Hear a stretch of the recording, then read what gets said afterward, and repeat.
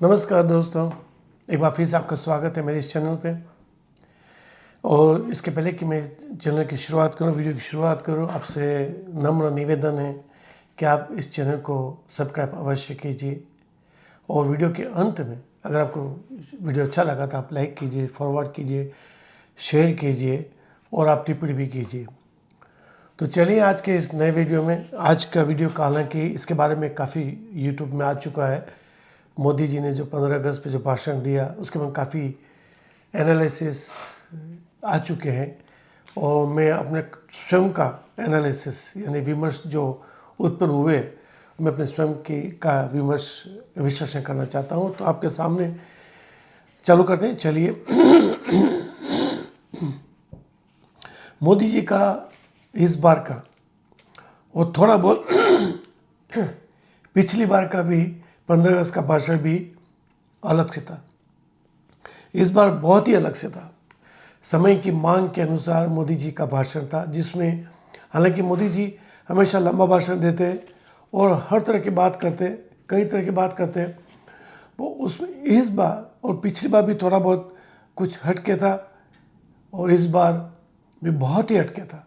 उससे जो उल्लेखनीय विषय जो मुझे लगे उसमें एक तो था डेमोग्राफी के बारे में बोला उन्होंने कि देश की सीमांत प्रदेश में जो डेमोग्राफिक बदल रही है वो देश के लिए खतरा है। हालांकि डेमोग्राफिक देश के अंदर के राज्यों में भी बदल रही है, शहरों में बदल रही है, मगर वो उतना घातक नहीं जितना कि सीमांत प्रदेश जैसे बंगाल, आसाम वगैरह जो प्रदेश हैं वहाँ पे डेमोग्राफी बदलना ये देश के लिए बहुत खतरा है। दूसरा जो उन्होंने कहा आरएसएस के बारे में, आरएसएस के बारे में जो उन्होंने कहा वो कल्पना से परे था, मगर ये भी समय की मांग थी।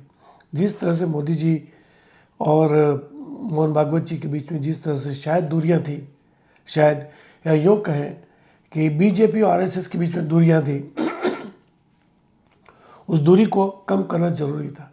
मैं इसके पहले एक वीडियो बना चुका हूँ, उन्होंने स्पष्ट किया है कि बिना आरएसएस के बीजेपी अधूरी है और बिना बीजेपी की आरएसएस भी अधूरा है, क्योंकि बीजेपी आरएसएस का एक फ्रंट है जो देश में राज करके देश में परिवर्तन ला सकता है।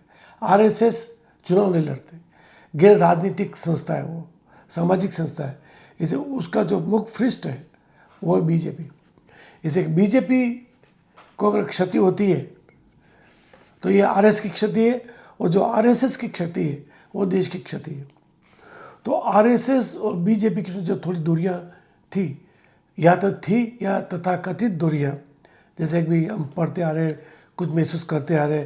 अभी मोहन भागवत जी ने कुछ भाषण दिया, उनमें उन्होंने अपनी पीड़ा व्यक्त की कि शिक्षा और स्वास्थ्य आम आदमी से परे हो चुका है। उधर नितिन गडकरी जी जो आरएसएस के बहुत निकट है, उनका मोदी जी पे तंज कसना कि दुनिया झुकती है, झुकाने वाला चाहिए, ये तंज था ट्रम्प के इस आर्थिक प्रहार पे कि मोदी जी शायद कुछ नहीं कर रहे। अब ये अलग विषय हो जाता है कि मोदी जी क्या कर रहे हैं, क्या नहीं कर रहे हैं, वो किस तक लड़ाई लड़ेंगे, कहाँ तक लड़ेंगे, कितनी सफलता मिलेगी। मुझे उम्मीद है सफलता मिलेगी।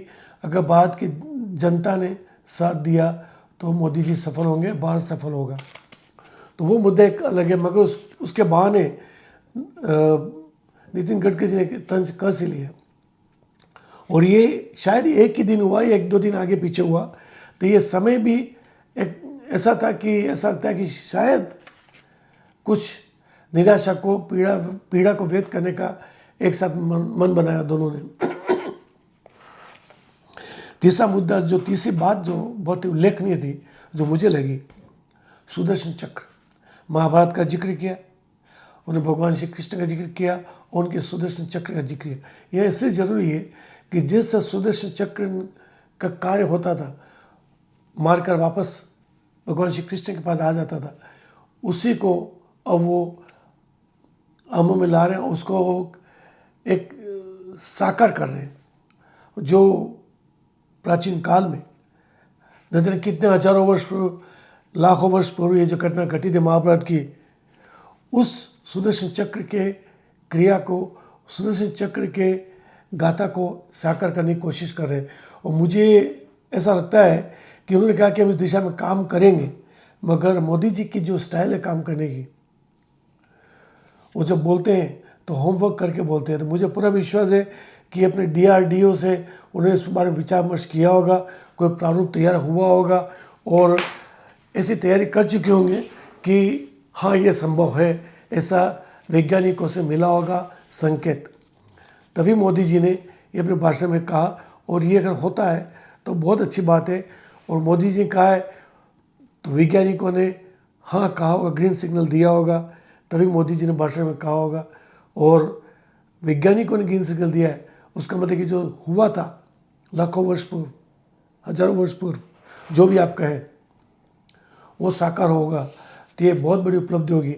मैं बहुत पहले से सोचता रहा था कि क्यों ना हम रामायण महाभारत में जो हम युद्ध में जो शस्त्र दिखाए गए उसको फिर से जीवित किया जाए, पुनर्जीवित किया जाए। तो ऐसे ब्रह्मोस और ये सब उसके ही परिणाम है कि वो जो उस समय जिस शस्त्रों के नाम से युद्ध लड़ा गया था रामायण और महाभारत में, उसको साकार करने का जो तरीका है, ब्रह्मोस भी उसका एक उदाहरण है। तो सुदर्शन चक्र का अगर हो सकता है साकार तो ये एक बहुत बड़ी उपलब्धि होगी। भारत को सैन्य शक्ति के रूप में विश्व गुरु बनाने में सुदर्शन चक्र शायद काम आए और बहुत ही सहायक हो। तो ये एक बहुत बड़ी बात थी जो शायद कई यूट्यूबर ने इसे बहुत हल्के में लिया, ये शायद ध्यान नहीं दिया, मगर मेरे लिए एक बहुत बड़ी बात थी जो मोदी जी ने कही। उसके सिवा स्वदेशी का उन्होंने जो आग्रह किया, फिर से क्या, अभी कुछ समय से मोदी जी स्वदेशी पर भार दे रहे हैं। वोकल फॉर लोकल जैसे शब्द का जो नारा उन्होंने दिया है, खादी को उन्होंने बढ़ावा दिया, तो ये एक बहुत अच्छी चीज़ है। उन्होंने एक बहुत अच्छी बात कही कि व्यापारी अपने दुकान के बाहर लिखे कि स्वदेशी सामान मिलता है। तो ये एक अच्छी पहल है। मगर इस पहल के पीछे भी, हालांकि अभी तक जो कुछ भी होता था जनता करती थी, बात करती थी, कुछ स्वदेशी होता था, मगर ये जो ऑपरेशन सिंदूर हुआ और जिस तरह की भूमिका तुर्की ने निभाई पाकिस्तान की तरफ से, हमारे व्यापारियों ने पहली बार आगे बढ़कर तुर्की का सामान का बहिष्कार की। ये बहुत अच्छी पहल थी, बहुत अच्छी पहल थी। तो इसी तरह की पहल हमें और आगे बढ़ानी होगी। और जिससे तुर्की का सामान का बहिष्कार किया, वैसे चीन के सामान का बहिष्कार हो। और एक और चीज़ आज के संदर्भ में, ये हुआ ऑपरेशन सिंदूर के समय, उसके बाद की स्थिति बदली है। जिस तरह टैरिफ का आतंक फैला है भारत में, हालांकि मैं माफ़ी कहता हूँ, भारत को किसी भी तरह के टैरिफ का इतना प्रभाव नहीं पड़ेगा।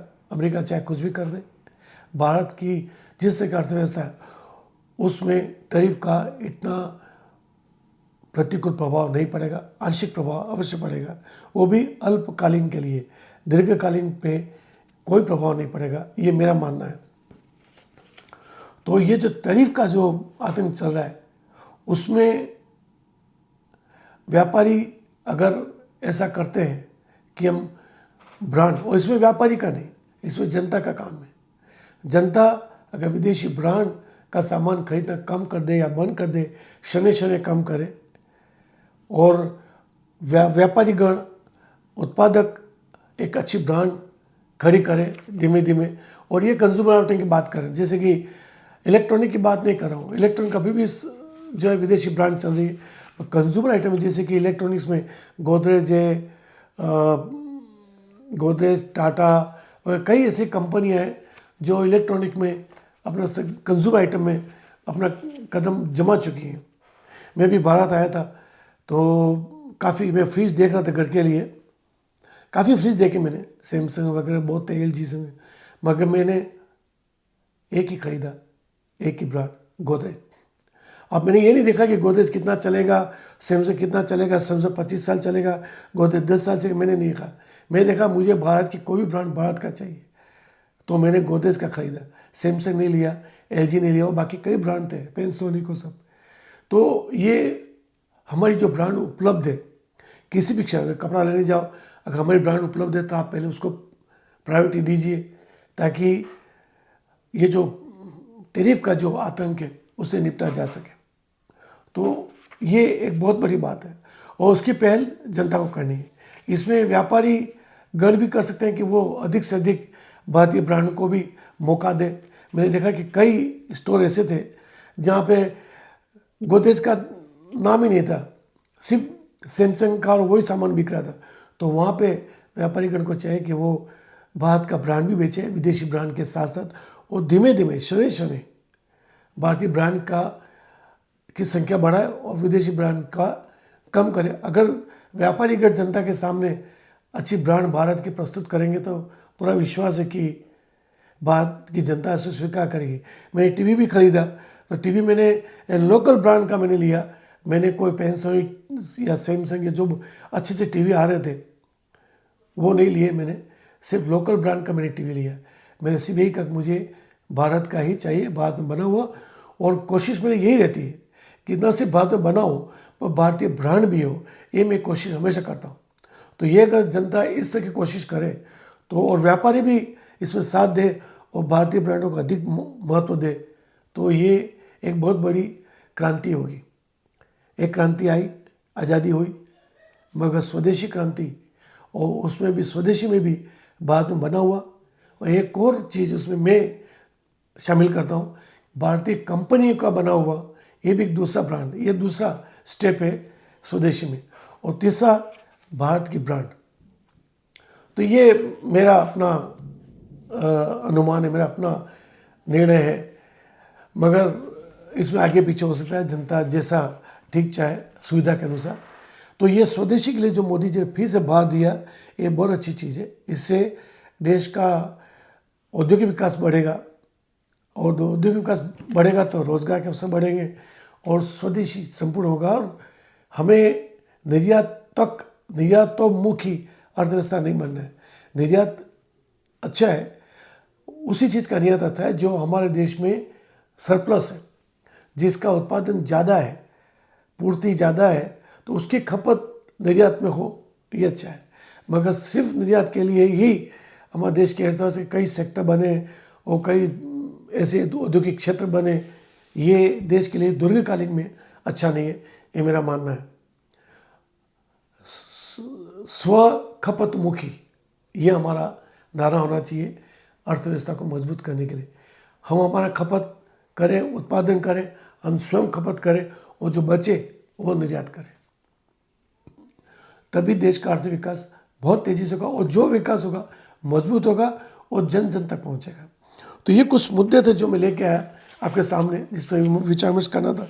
डेमोग्राफी के बारे में बात कर चुके हैं कि किस तरह खतरा बढ़ रहा है, और ये डेमोग्राफी का जो खतरा आज का नहीं है, कई सालों से सिर्फ वो सुषुप्त अवस्था में था, हमें दिखता नहीं था, क्योंकि उस समय जो सरकारें थी उनके समर्थन से या उनकी अनदेखी से हो रहा था। अब जो सरकार आई है केंद्र में 14 के बाद, तो इस खतरे को भांपा है, और वो जिस अंकुश लगाने की कोशिश कर रहे हैं और लगाम लगाने की कोशिश करते, उससे ये जो तत्व है जो इस डेमोग्राफी को बदलने की कोशिश करें वो बौखलाए हुए हैं। तो बौखला के वो बाहर आ रहे हैं, और इस पे बदनाम किया जा रहा है कि ये हिंदू मुस्लिम का हो रहा है सब, मगर हिंदू मुस्लिम का नहीं हो रहा है, इसे भारत का ही हो रहा है, हिंदू मुस्लिम का नहीं हो रहा है। हिंदू मुस्लिम का तो बहुत पहले से हो रहा था, मुस्लिम लोग बहुत पहले से कर रहे थे।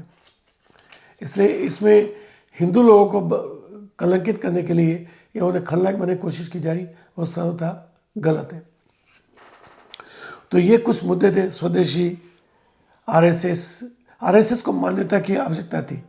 100 साल से ये संस्था चल रही है, देश की सेवा कर रही है। देश के कई ऐसे संकटकालीन समय में, आपदा के समय आरएसएस आगे बढ़ के खड़ा हो, और उन्होंने कभी भेदभाव नहीं किया कि कौन से धर्म का है, कौन सी जाति का है, किस तरह का, बिना भेदभाव के आरएसएस ने सेवा की है, चाहे कोई भी आपदा हो। हम देखते हैं, हम जानते हैं कि इसमें कोई पीछे नहीं हटी आरएसएस। तो आरएसएस को मान्यता देने की बहुत आवश्यकता थी। उस पर कई बार प्रतिबंध लगे, और प्रतिबंध हटे, कई बार ऐसा, और उन्हें हर बार आरएसएस को बदनाम करने की कोशिश नेहरू जी से लेके अभी तक चल रहा है। और अभी तक कुछ पार्टियां तो आरएसएस को आतंकवादी भी घोषित करने की कोशिश करते हैं, घोषित कर चुके। 26/11 जो हुआ उसमें आरएसएस का हाथ बताने की, पुष्टि करने की बहुत कोशिश की, सिद्ध करने की। अच्छा हुआ कि एक पकड़ा गया आतंकवादी और मालूम पड़ा कि सभी पाकिस्तान से आए थे, वरना अगर वही मारा जाता तो आरएसएस को आतंकवादी घोषित करने की पूरी कोशिश थी और वो हो जाता, वो कर देते, क्योंकि सरकार कांग्रेस की थी। तो ये कुछ मुद्दे थे। तो मुझे लगता है कि मोदी जी ने इस बार खुलकर बैटिंग की है, खुलकर चक्के चौके लगाए, कपिल देव जैसे छक्के लगाए उन्होंने। और अगर कबड्डी का उदाहरण लो तो मोदी जी विपक्ष के पाले में जाकर सभी को पछाड़ के आराम से आ गए। तो ये है मेरे कुछ विचार जो 15 अगस्त के भाषण पे कुछ मुझे डिकोडिंग करना था, मैं डिकोडिंग करने की कोशिश की है। आपको कैसा लगा ये आप बताइए और टिप्पणी करके बताइए। अच्छा लगा तो आप लाइक कीजिए, फॉरवर्ड कीजिए, शेयर कीजिए और सब्सक्राइब करना ना भूलें। आपके सब्सक्रिप्शन की बहुत ज़रूरत है, फ्री है, कोई चार्ज नहीं है, आप जानते ही हैं सभी फ्री होते हैं। तो सब्सक्राइब कीजिए, हमारा उत्साह वर्धन कीजिए, हमको बहुत बहुत मिलता है, सपोर्ट चाहिए। और बाकी बने रहिए हमारे साथ। जय भारत।